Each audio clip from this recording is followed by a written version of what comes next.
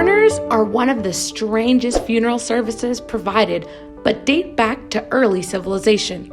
On today's Feedback Learnex, we tell you how the tradition of crying for money came about. Death plays a very important role for Mexican culture, whose reality has generated various manifestations. Therefore, death has generated different occupations and trades that revolve around it. Perhaps one of the strangest mortuary trades is that of mourners, women who charge for crying at funerals. The mourners in the ancient world. The office of mourners appeared in ancient Egypt, since there was a taboo that prohibited expressing sadness for the death of deceased. Because of this, women were hired to carry out this work. In that culture, the mourners were called llorar, who transmitted the office from mother to daughter. Llorar women attended funerals in blue dresses, their hair down and with their arms raised as a sign of suffering. The use of the mourners was also part of the Greek culture. They were even mentioned in the Quizás of Achilles. In this tragedy, they are described as women with black veils. The custom of mourning was maintained in Roman civilization, who refined its use. In this culture, the mourners were called praefica, and their use in greater numbers at a funeral was a sign of social status. They also implemented the use of tear gas, glasses in which tears were collected to bury them next to the dead.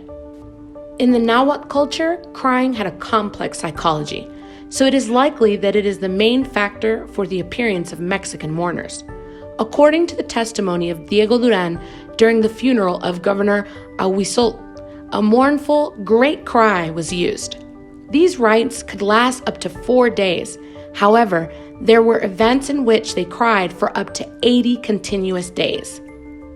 In these cases, it was believed that crying accompanied the deceased on their trip to Mictlán, which is why it can be considered as a means of communication.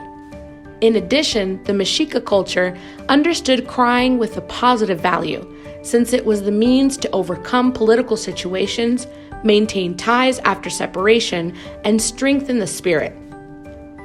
Lamentations in the Semitic world.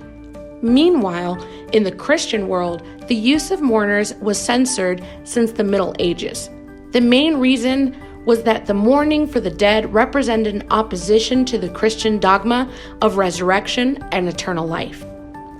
Currently, the custom of hiring mourners is in decline. However, the tradition has evolved in events such as the National Mourning Contest in San Juan del Rio, Querétaro. This event is held annually in the context of the Day of the Dead, and the participation of weeping women is increasing.